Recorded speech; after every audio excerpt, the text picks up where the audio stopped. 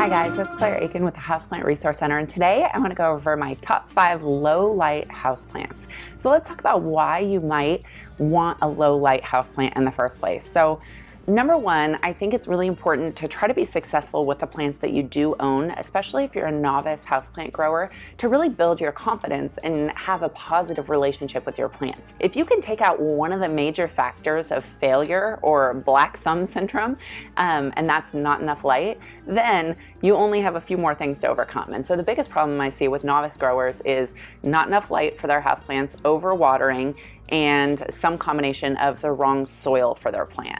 And so if you could take out that factor of not needing a lot of light, then all you need to do is make sure to water properly and use the right soil and fertilizer for your plant.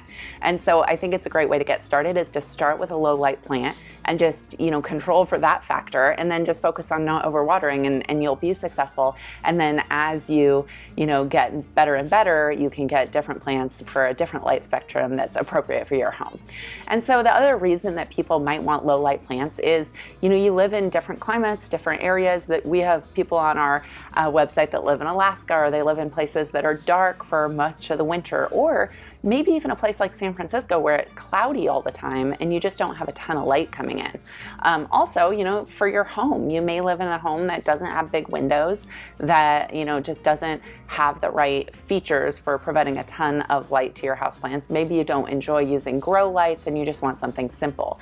Another great use case for low light plants is offices. So a lot of offices don't have, outside facing windows, and so your plant is going to be on your desk with almost no natural light, and so you need plants that really appreciate fluorescent light or no light at all. I have some rooms in my house that are the place that I can actually put a lot of plants, but they're not the rooms that get the most light.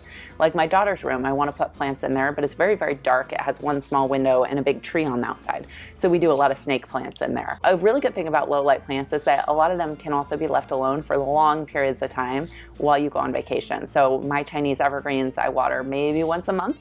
So if I go on vacation, it's no problem. I just water them before I leave, and they're fine when I come back. And so it just depends on your particular situation. All plants need a tiny bit of sunlight at least. So there's only a few plants that you can grow with absolutely no light, but we'll go through those today. And so let's talk about watering first. So when you're working with low light plants, they're going to need less water. So light makes plants kind of grow faster, use more water, transpirate more water. And so if you're using low light plants, you're going to water them a little bit less depending on the species, and it takes longer for your plant to dry out. So you really want to use a soil meter if possible to make sure that you're watering at the correct time. So we have a soil meter and we have a chart for each of the most popular houseplants that tells you when you stick the soil meter in exactly when to water your plant. So a fiddly fig would be a number 4 or less. And so you look at the chart, you find your plant, and you know exactly when to water, which can be really helpful for novice growers. So let's talk about plant number 1, one of my favorites. This is probably my favorite to gift people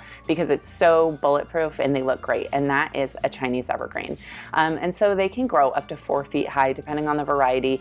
They are just really, really tolerant of a lot of different conditions. I have them in kind of a nook of my bedroom that gets almost no natural light, and they look great. There's a part of our house that my entryway where there's not a lot of light, and I have 2 beautiful Chinese evergreens, the silver variety, and they look fantastic. They've been there for years. They also absorb fluorescent light pretty well, and it doesn't matter if they're in basically a very dark condition. They do well. They don't need a lot of water. They're drought tolerant. They're not prone to pests or disease. They also come in a lot of varieties. I used to have a red one that I loved. I have 2 silver ones. They come in different patterns, different variegation. The variegated varieties are gonna need more light than the very dark green ones.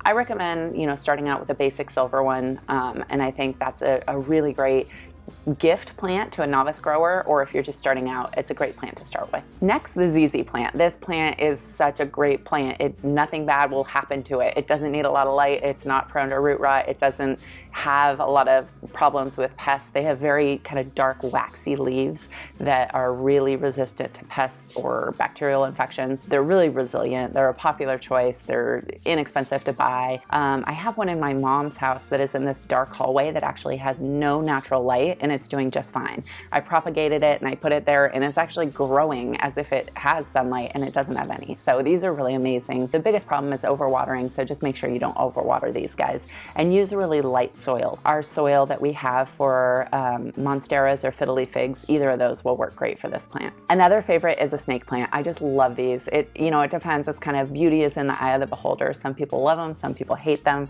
They're also called mother-in-law's tongue. I just love these. So they're actually succulents.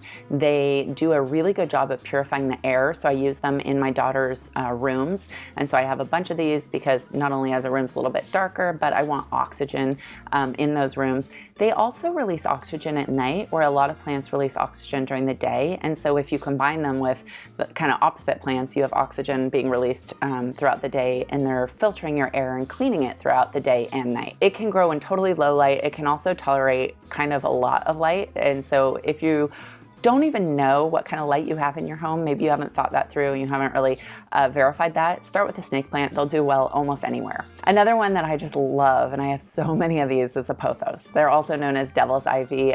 It's almost impossible to kill them. I have killed one before though, so it is possible. They do really well in the dark. They also really appreciate light. I have these in some of the darkest corners of my house, but I also have some outside on my patio where they get almost full indirect light all day long and some direct light, and they do really well there. They grow a lot faster outdoors. The more light you give them, the faster they're gonna grow. So if you have a very low light place that you're gonna put one, get one that's as big as you want it to be, because it's gonna grow very slowly if it doesn't get a lot of light. The variegated ones need more light, and so if you have a very, very dark corner, get one that's less variegated. But they're going to do really well for you. And they also are really nice hanging plants. You could have them grow up a trellis, which is really, really fun to do different shapes around a trellis, or have it kind of hanging and kind of trailing down. And you can also propagate these super easily. So my 3-year-old has propagated these. So what we do is we just cut them beneath the node and put them in a little vase in her room, and then they grow roots and we plant them, and it's a lot of fun. So check out our propagation videos if you're interested in that. And then if you don't want to spend a lot of time caring for these and you want an inexpensive, widely available plant, this is a great plant for you. The different varieties that you see often are the kind of marbled ones. And then the last one I want to mention that isn't as easy to grow, or at least I don't think it's as easy to grow, is the calathea. They're often known as prayer plants because their leaves kind of go up at night like they're praying, and then they kind of go back down in the morning. There's a lot of different varieties of these. I have a white fusion that I love. They're absolutely stunning, a little bit harder to grow. I mean, they look like they're painted by the hand of God. They're gorgeous, different varieties. They're just so beautiful. The problem for me is that they need a lot of humidity, and my house is very, very dry, and so they don't like me.